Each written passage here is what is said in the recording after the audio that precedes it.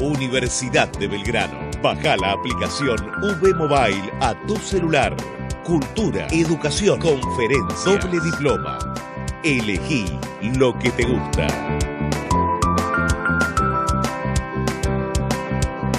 Formamos ciudadanos del mundo.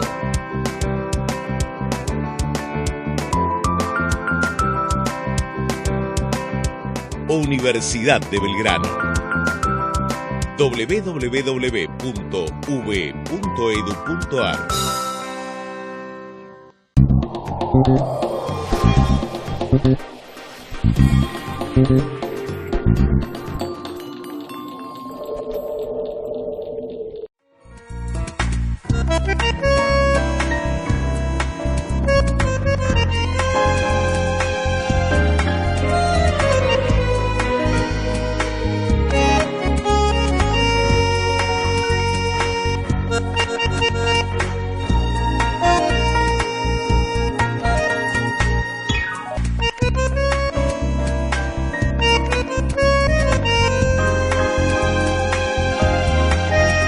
Hola, bienvenidos a Universidad Crítica, el programa que conduce habitualmente el doctor Avelino Porto.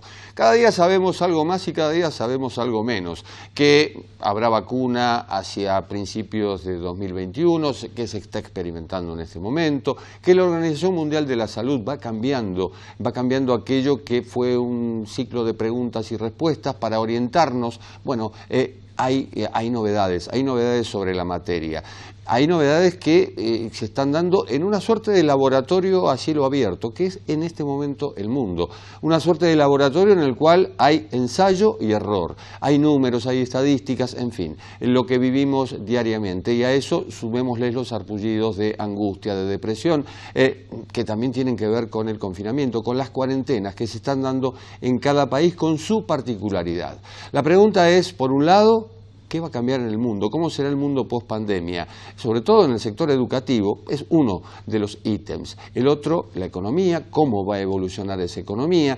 La política internacional.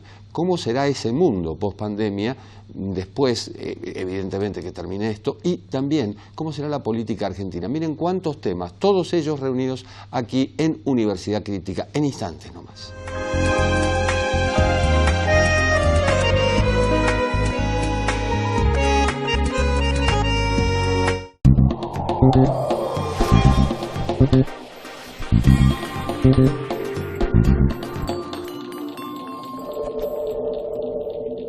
Universidad de Belgrano. Esta es nuestra vida universitaria. Trayectoria, credibilidad, prestigio.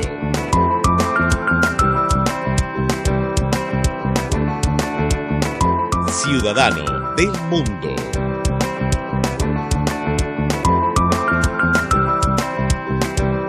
Universidad de Belgrano. www.uv.edu.ar.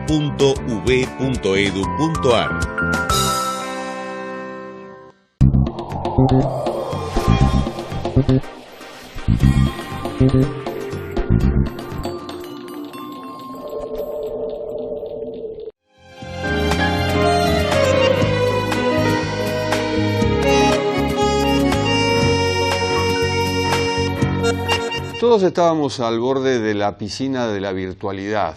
Resulta que vino el coronavirus y nos pegó un empujón. Tuvimos que saltar de tierra segura al espacio virtual.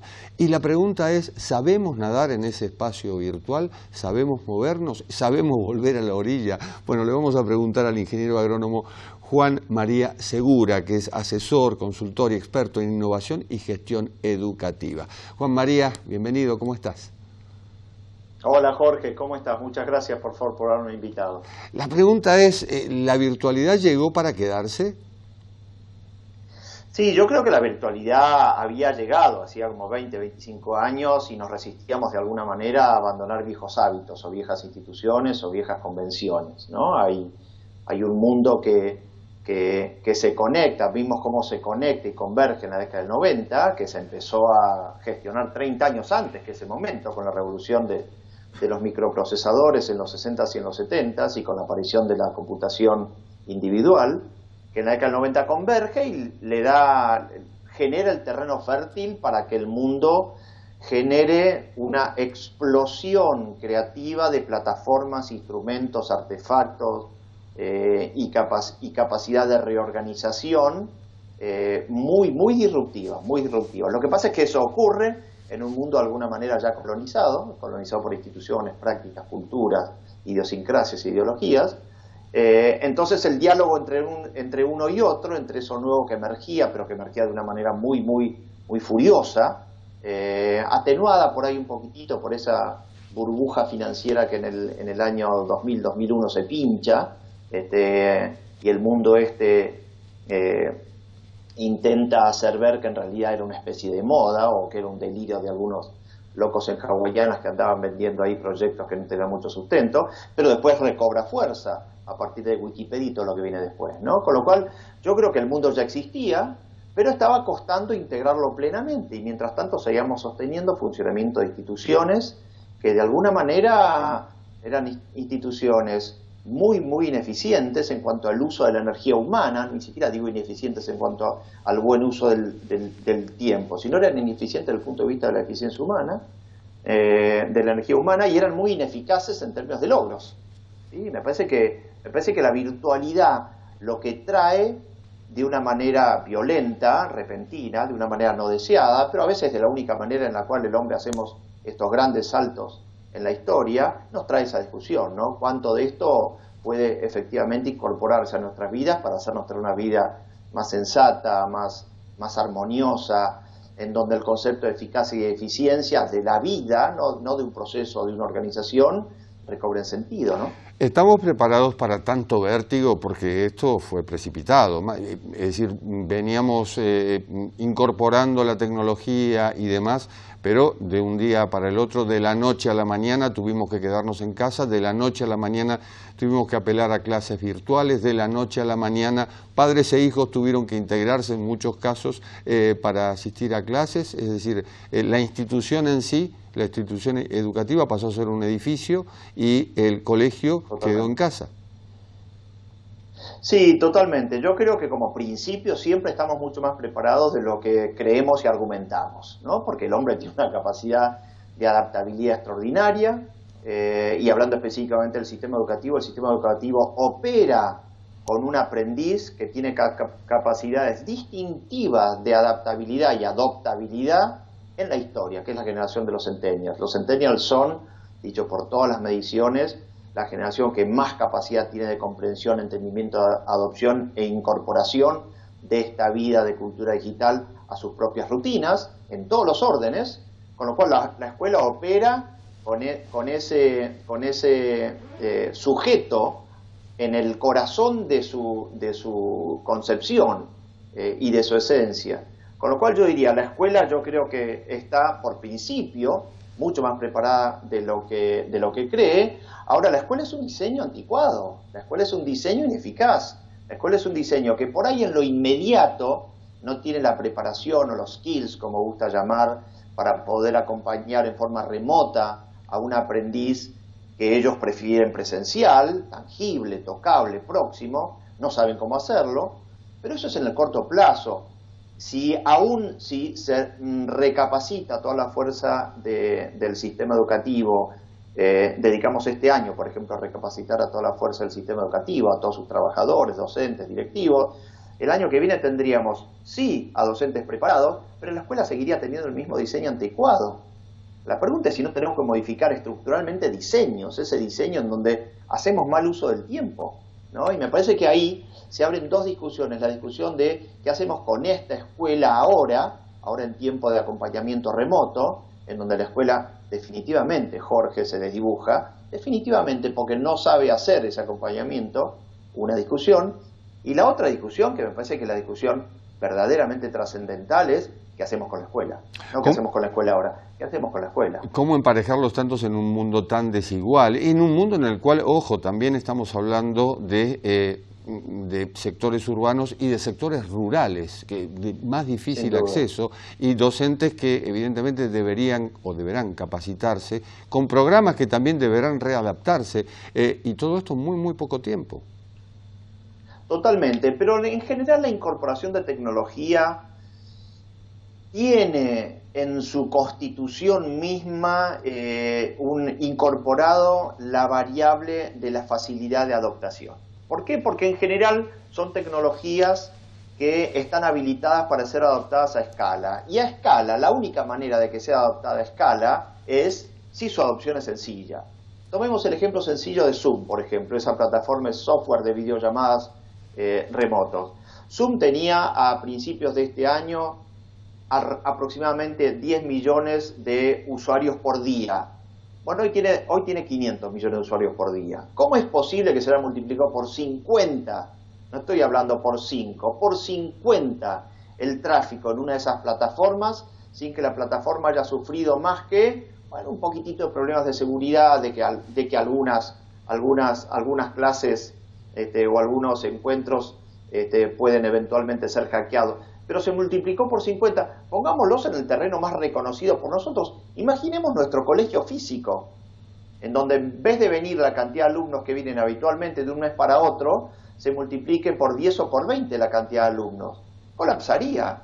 O requiriésemos banda ancha por ese nivel de aumento de conectividad. Con lo cual, lo que quiero decir con esto es que en general las tecnologías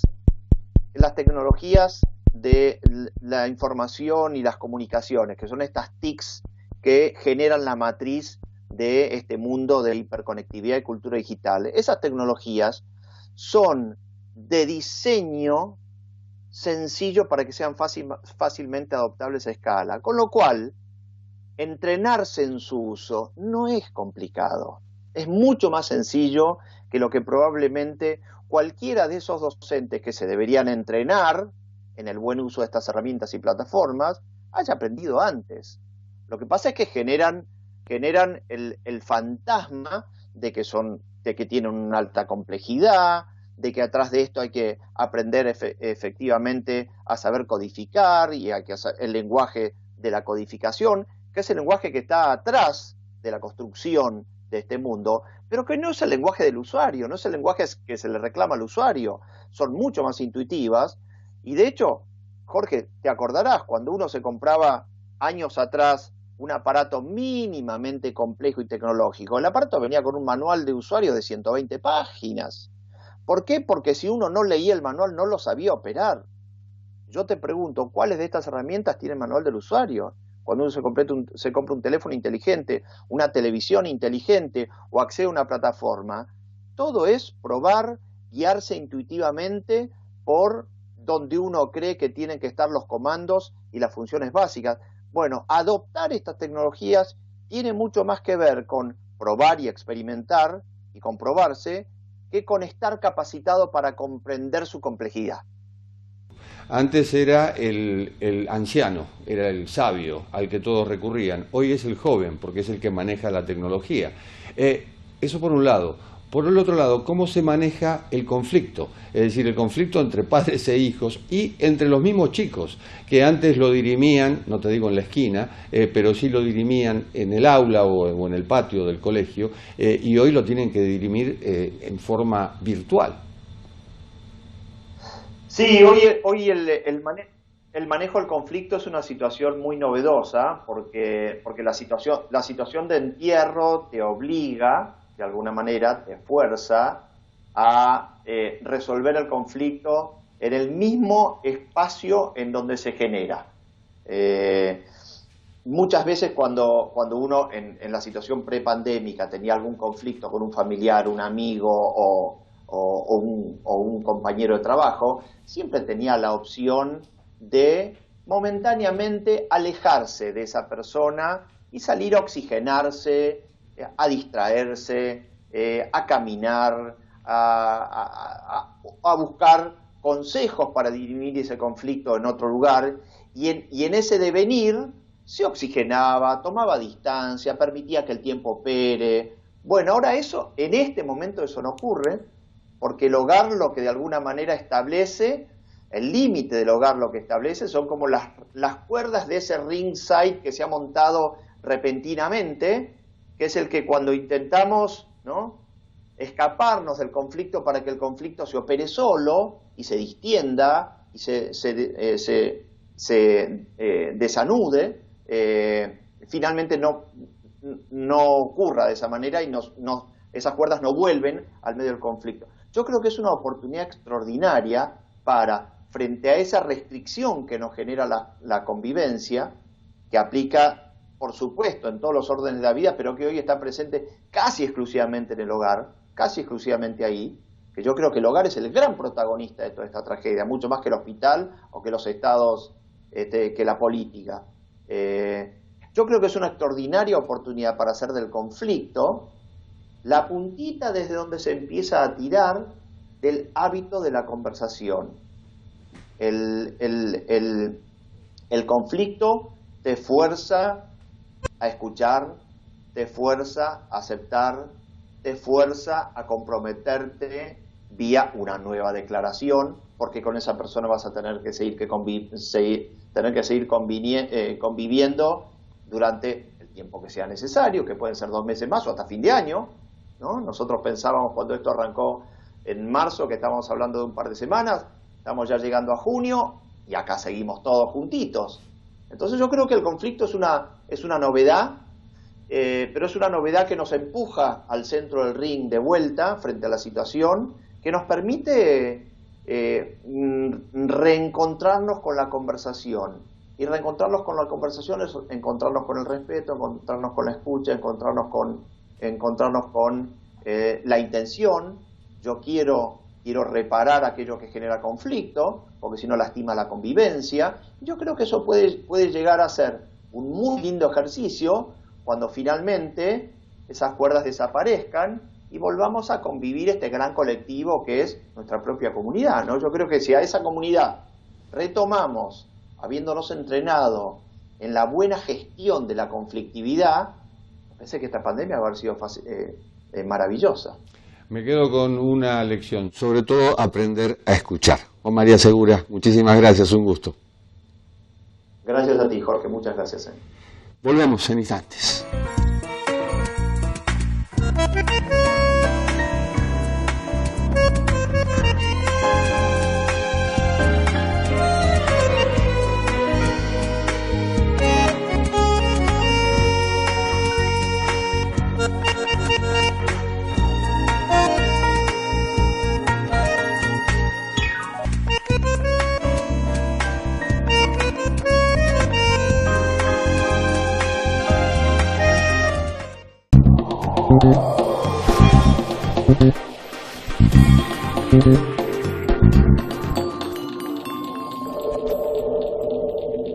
Universidad de Belgrano.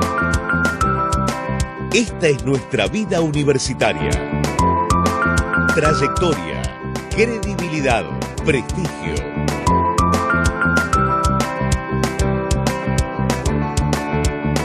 Ciudadano del mundo.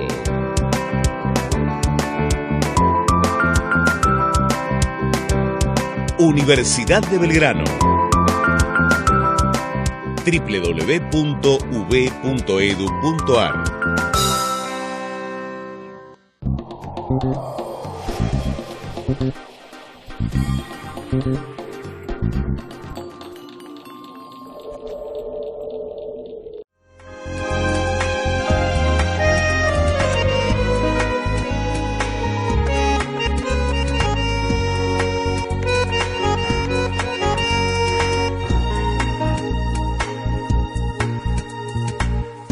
Resulta que cada día aprendemos algo nuevo. Esto pasa habitualmente, más allá de la pandemia, pero con la pandemia en particular es como decíamos, el mundo parece un laboratorio a cielo abierto y hay prueba, ensayo y error, por supuesto. Y cada país lo toma a su manera y a su medida, en su medida.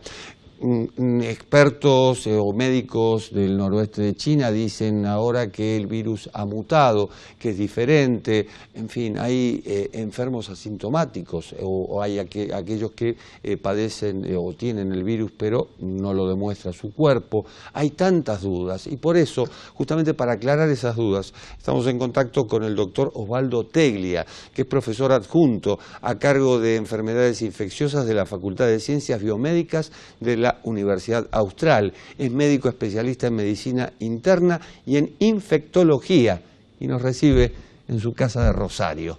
Doctor Teglia, qué gusto. ¿Cómo está? Igualmente, muchas gracias por la convocatoria, Jorge, y, bueno, y al equipo. La pregunta es, doctor, ¿qué sabemos y qué no sabemos del COVID-19 o coronavirus? Bueno, miren, una pregunta con una respuesta así bastante amplia. De este virus no sabíamos nada y lo que podemos decir es que en muy corto tiempo, tal vez como pocas veces en la historia médica, se ha ido aprendiendo aceleradamente. Se suman todos los días novedades en cuanto hasta la patogenia, novedades en cuanto a las manifestaciones clínicas.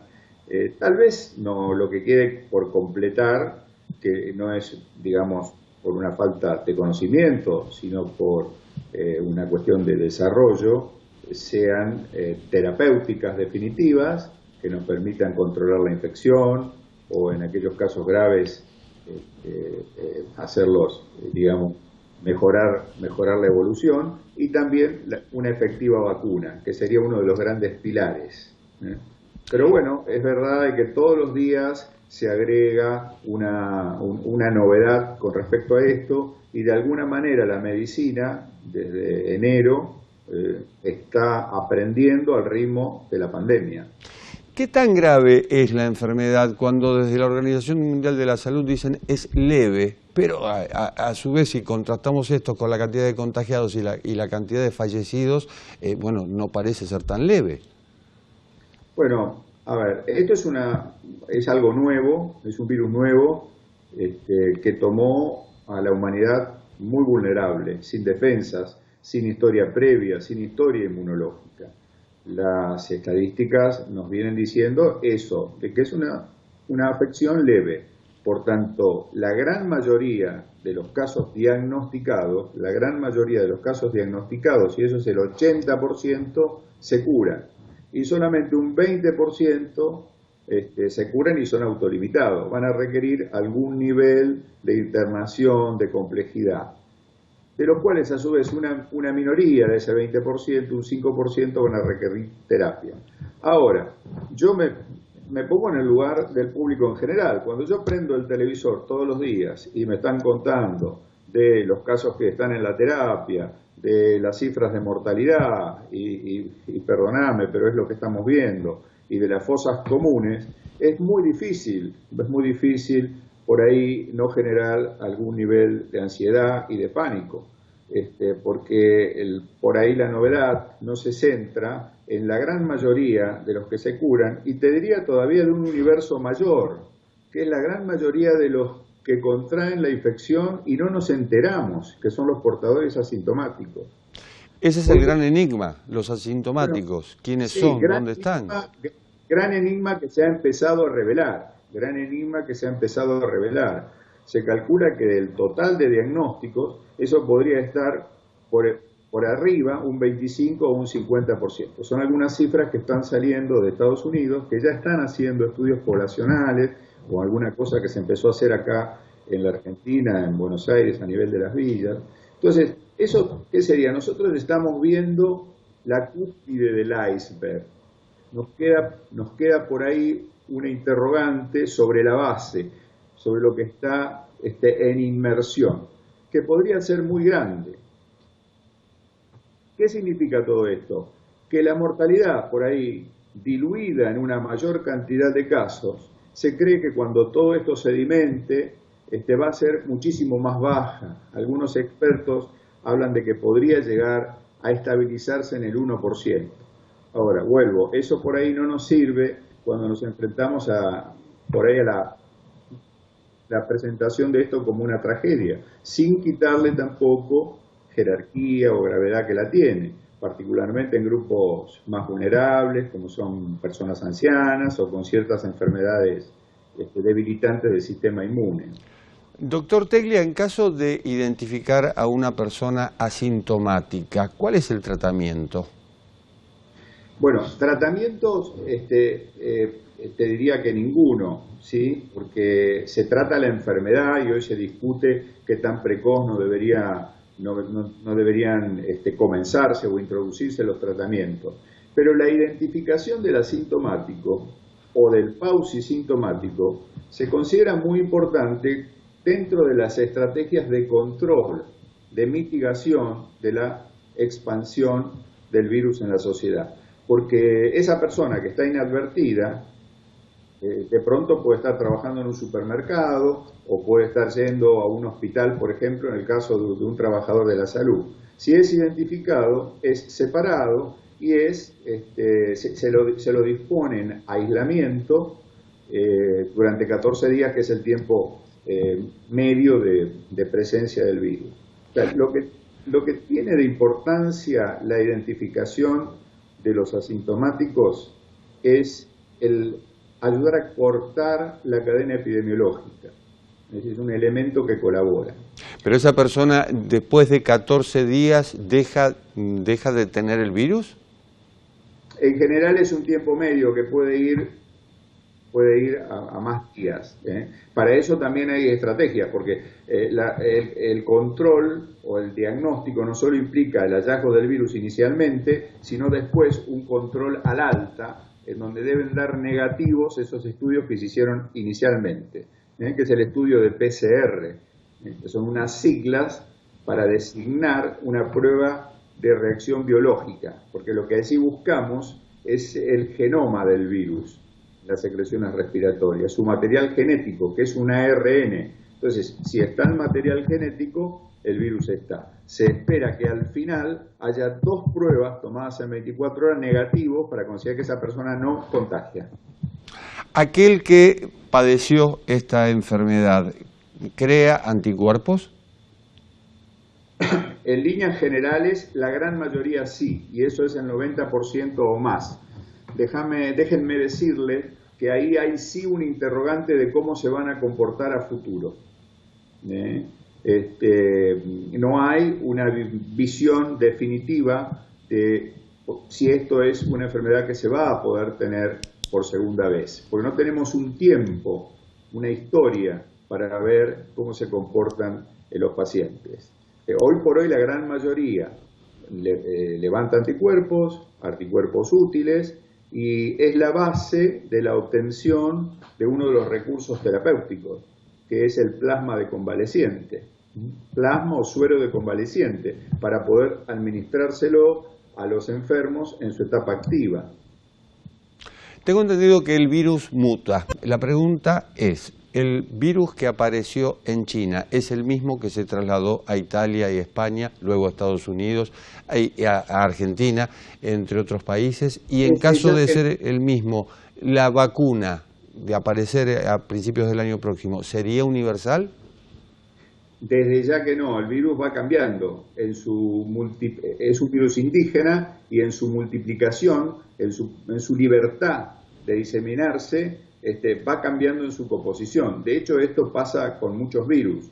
Hoy por hoy no tenemos vacuna, digamos que tampoco se ha demostrado de que en estos cambios conlleven una mayor gravedad de infección. Eso es una cosa buena, más o menos el índice de complicaciones, los pacientes que van a terapia, más o menos se va dando por igual en los distintos países conforme ha ido avanzando la pandemia. Y seguramente va a ser una cosa que el día que salga una vacuna va a tener que ser tenida en cuenta. El virus de la gripe, por ejemplo, estas mutaciones, estos cambios, hacen que la vacuna tenga que ser replanteada anualmente. Doctor, la mejor vacuna hoy es el aislamiento social preventivo. Sí, la mejor, la única, una gran herramienta De hecho, creo que en nuestro país fue una medida oportuna, fue la gran medida que se tomó. Se pudo controlar esta ola de la pandemia y anteponerse a esa ola. No se corrió de atrás, como lo vimos lamentablemente en algunos países de Europa. Perdón.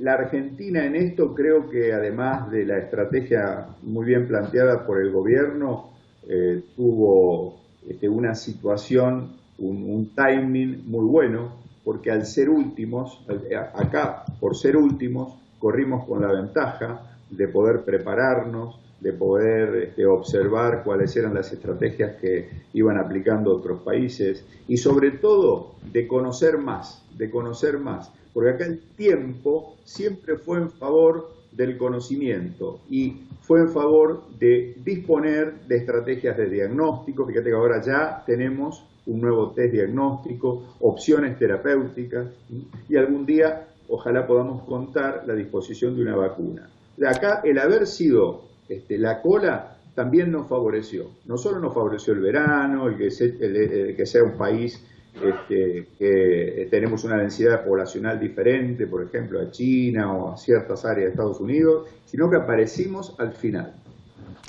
Doctor Osvaldo Teglia, si estuviera en su consultorio le preguntaría cuánto le debo, pero por lo pronto le doy las gracias. Muy agradecido. Al contrario, ha sido un placer, un gusto de recibirlos en mi casa. Encantado.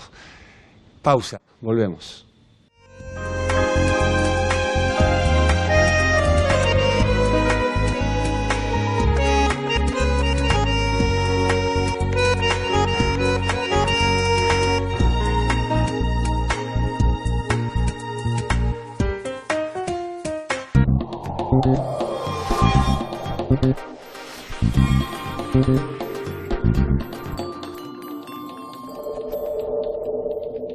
Universidad de Belgrano. Baja la aplicación V Mobile a tu celular. Cultura, educación, conferencias, doble diploma. Elegí lo que te gusta.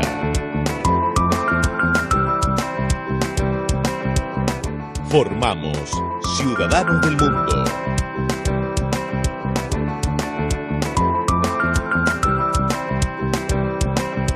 Universidad de Belgrano. www.uv.edu.ar.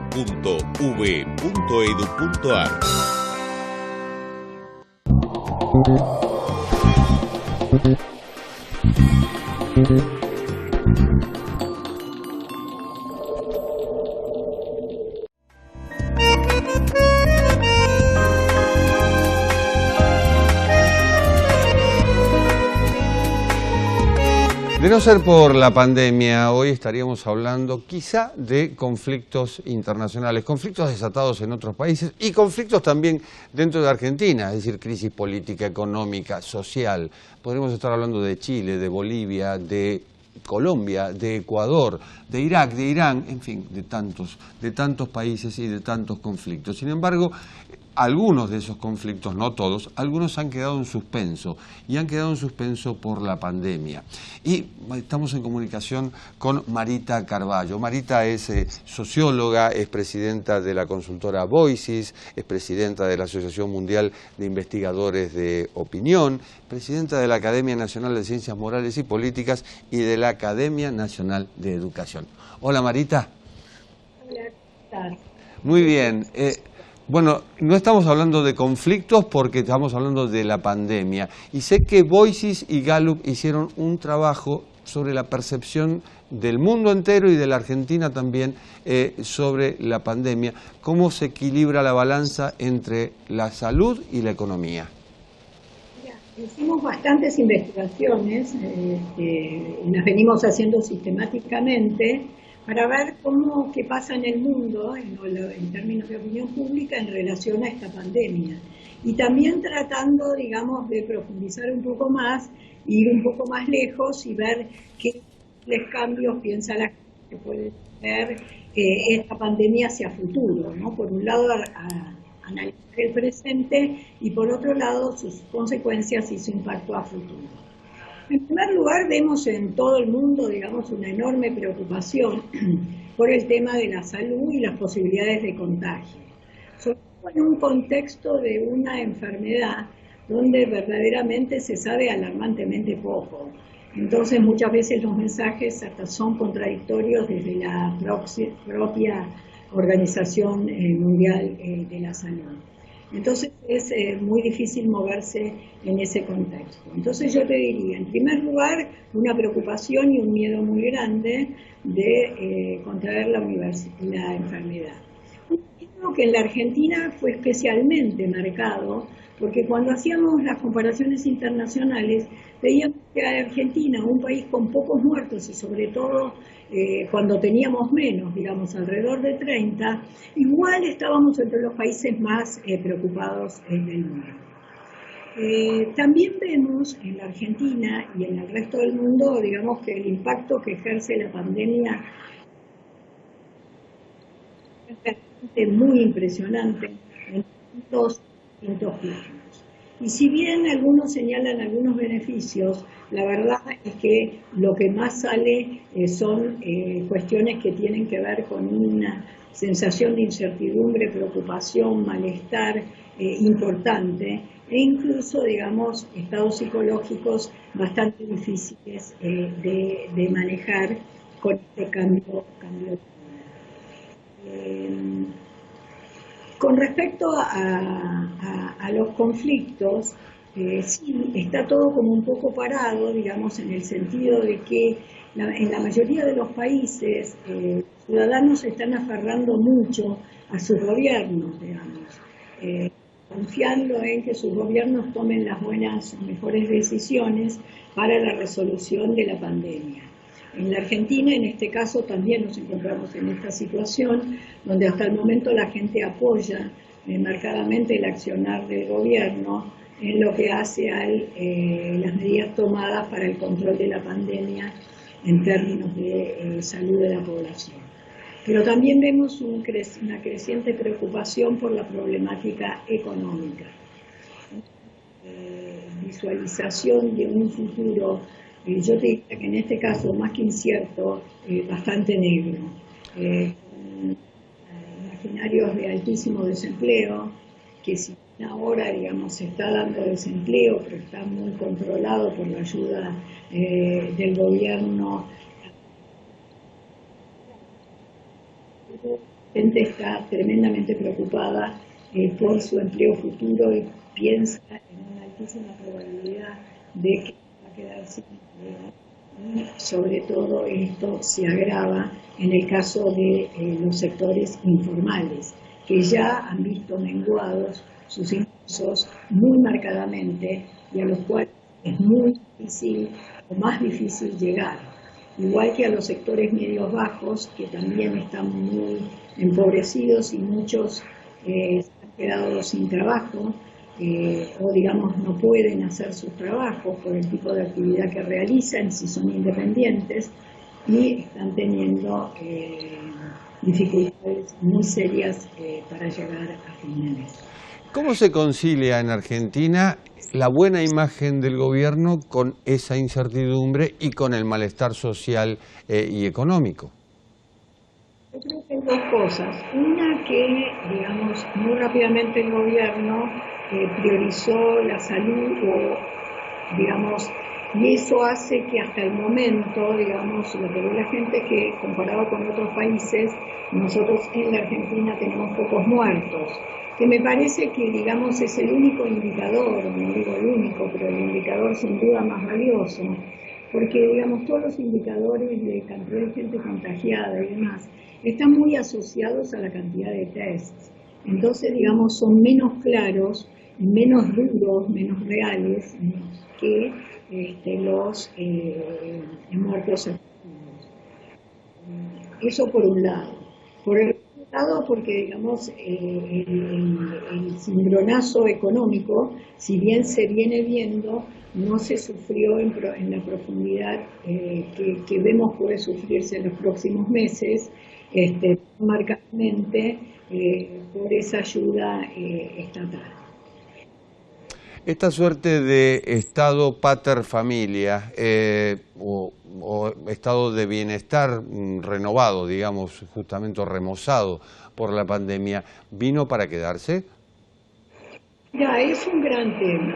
Es un tema, yo te diría que algunas cosas, sin duda me puedo equivocar porque hacer futurología es difícil, pero que las veo en los análisis que hacemos y también en el comportamiento que estoy viendo en países donde, digamos, ya están abriendo más, que podemos prever, como que la gente va a querer seguir socializando, demorará un poco más, un poco menos, pero toda esa vida va a volver a la normalidad.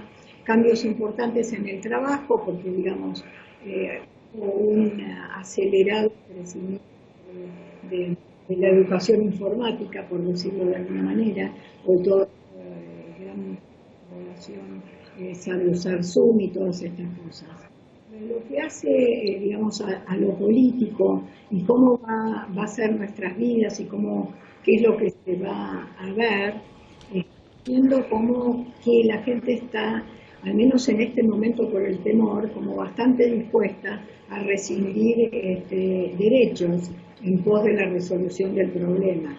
Y bueno, este es un gran tema, ver en qué medida esto es una situación coyuntural o que, digamos, va a continuar, ¿no? Toda esta tensión entre la libertad y la libertad que, bueno, se vio restringida después de los atentados del 11 de septiembre, que quizás se vea restringida de otro modo, pero restringida al fin una vez que se supere esta pandemia, que ojalá que sea pronto. Marita, muchísimas gracias. Pausa, volvemos.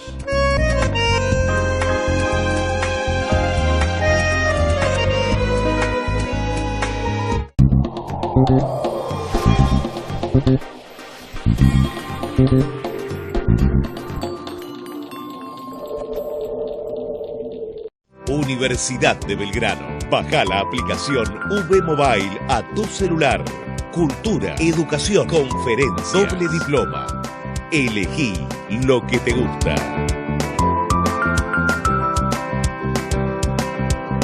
Formamos ciudadanos del mundo.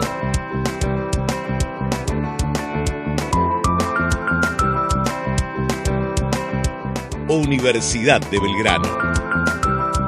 www.v.edu.ar.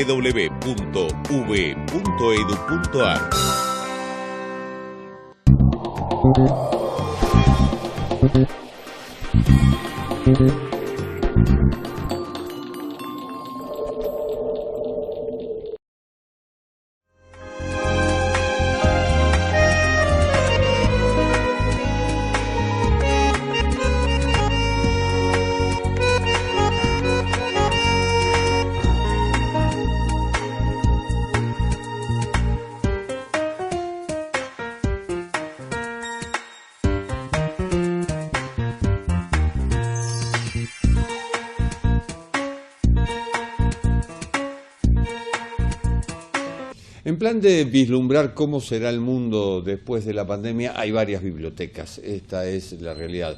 Una que te dice que la globalización se va a profundizar, otra que te dice que es el final de la globalización, esto que se ha dicho tantas veces en la historia de la humanidad en realidad, porque la globalización no empezó en los años 90, al menos empezó una fase. Otra que te dice, bueno, no, este es el final de una crisis, la de 2008, y ahora estamos en una transición hacia qué.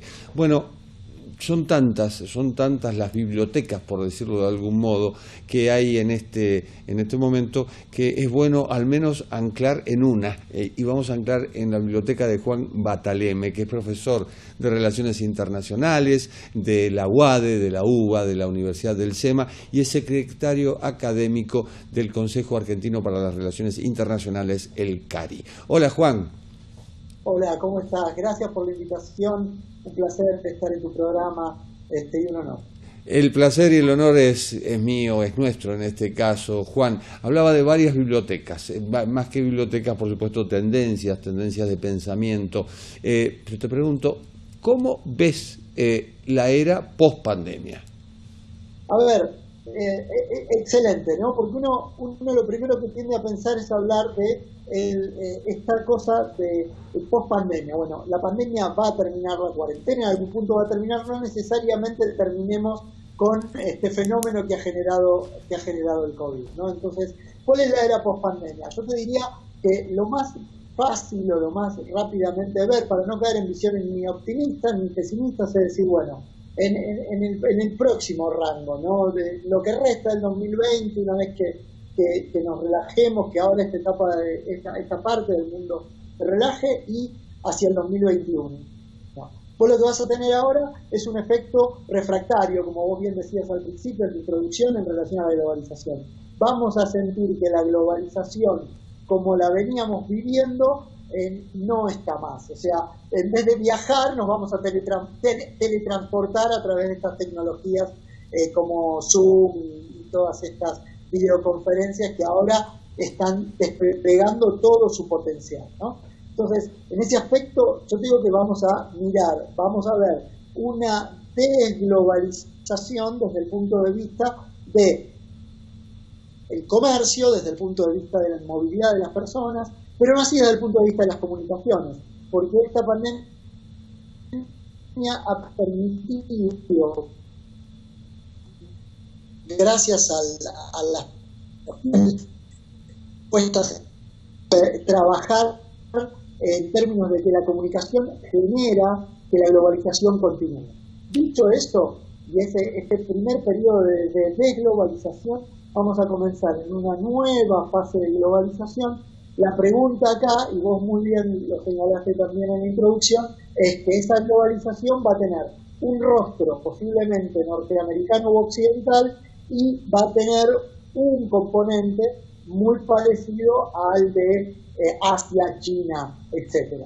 Y en el medio vamos a estar nosotros, porque posiblemente uno de los mayores problemas que genera este periodo, que yo siempre lo señalo como particularista en el sentido de que no hay grandes líneas de orden internacional, nos pueda tratar de poner de un lado y del otro, que es el peor escenario que puede enfrentar la República Argentina.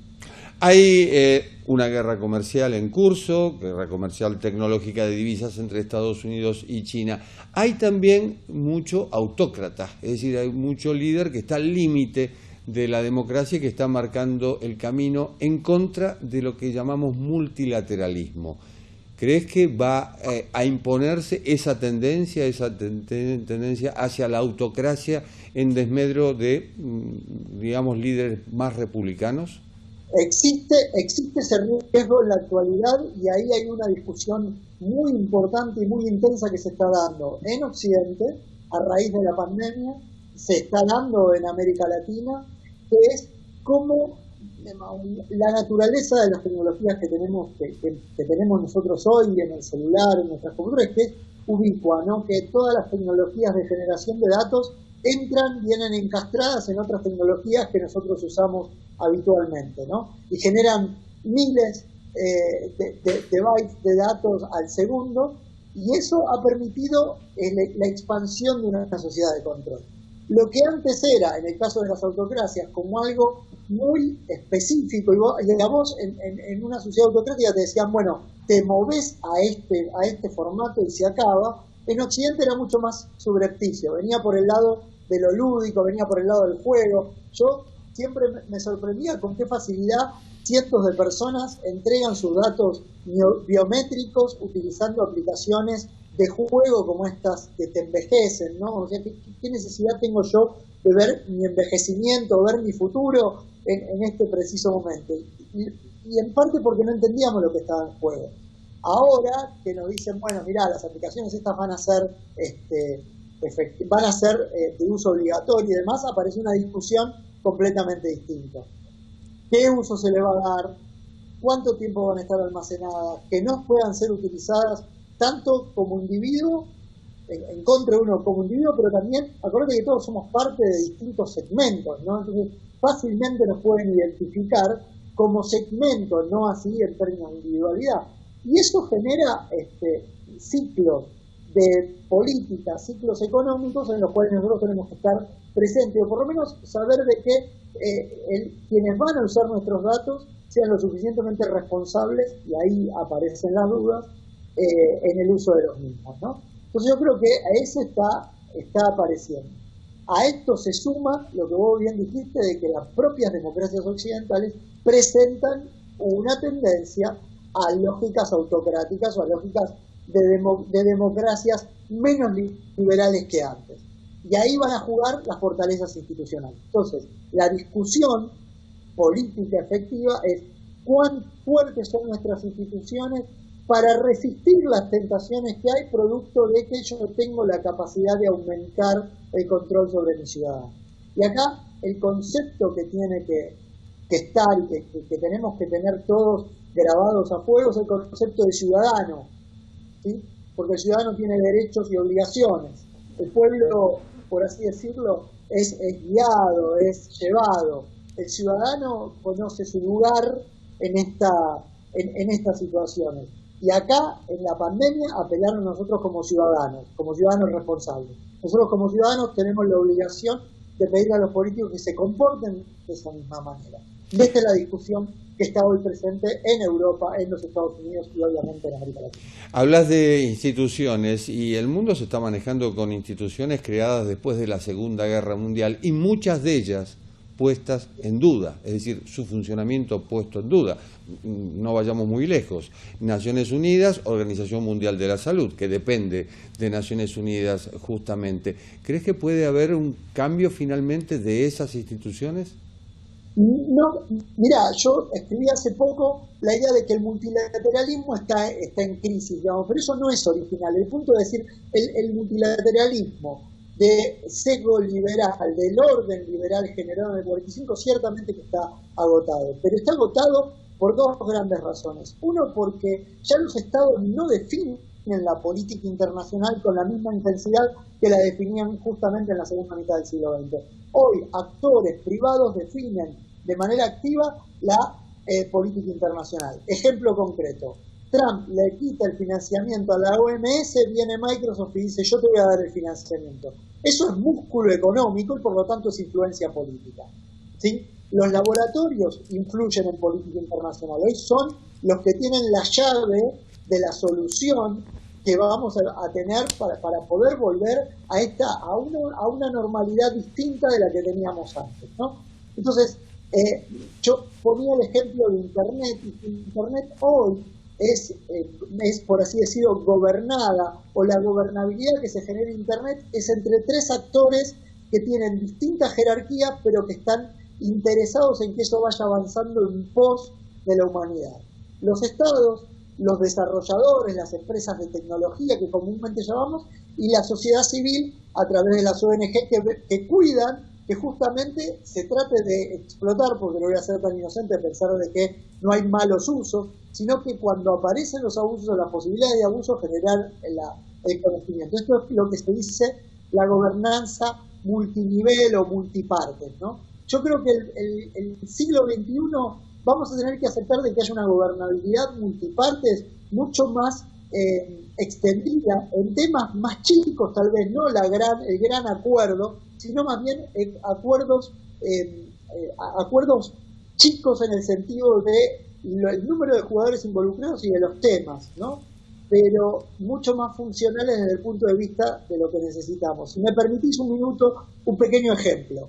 Nosotros antes, para construir una casa, teníamos que saber qué imagen iba a tener la casa, iba a tener 4 o 5 ambientes, si iba a ser más grande, más chica en función de nuestra necesidad. Bueno, ahora vamos a tener que mirar el ladrillo que va a construir la casa antes siquiera de que tengamos la imagen clara de la casa. Vamos a tener que empezar un poco distinto, es mucho más complejo, pero demanda una actividad diplomática, política, inclusive de la sociedad civil mucho más activa, ¿no? Yo creo que ese es el desafío. Yo creo que ahí hay un espacio muy grande para la diplomacia argentina, para la política argentina en particular, y para el sector privado de la República Argentina, que es muy importante, como por ejemplo el tecnológico. El tecnológico, gracias a que tenemos un sector tecnológico de excelencia en la República Argentina, es que estamos pudiendo navegar esta crisis sin lo que está sucediendo en otras partes del mundo que no pueden hacer el trabajo que estamos haciendo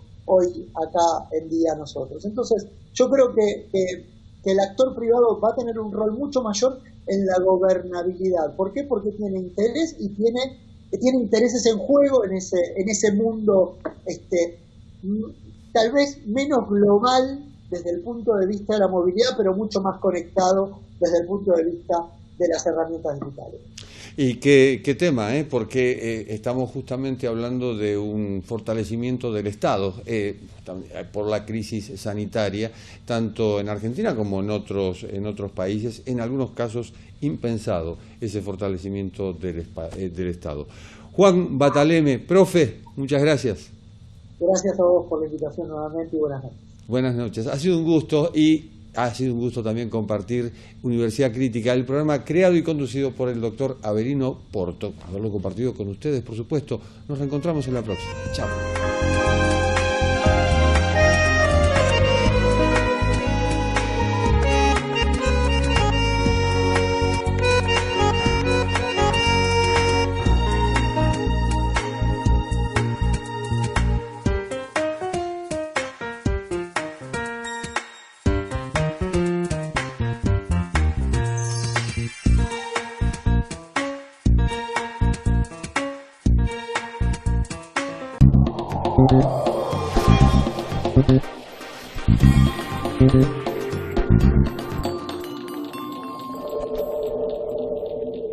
Universidad de Belgrano. Baja la aplicación V Mobile a tu celular. Cultura, educación, conferencias, doble diploma. Elegí lo que te gusta.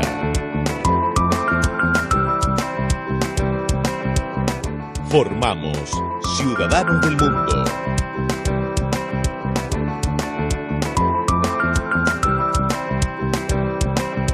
Universidad de Belgrano. www.uv.edu.ar